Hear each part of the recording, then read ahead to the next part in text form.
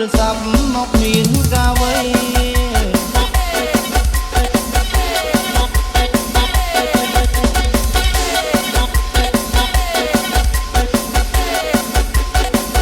ទូរស័ព្ទមកស្រើយ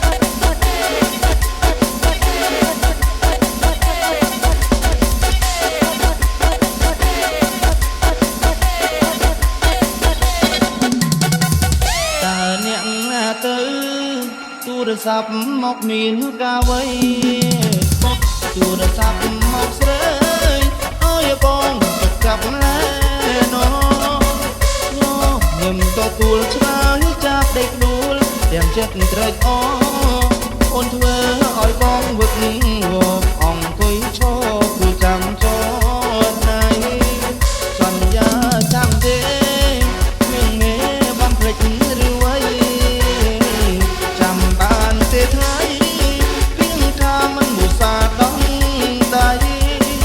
សេចក្តីស្នេហាបងនឹងជីវ៉ាដល់ផ្ដងរាល់ថ្ងៃពេលនេះហេតុអ្វីបានស្រីបងភ្លេចសំដីក្បត់បងទៅវិញសំលេងទូរស័ព្ទគេបានប្រាប់សុំស្រឡាញ់អូ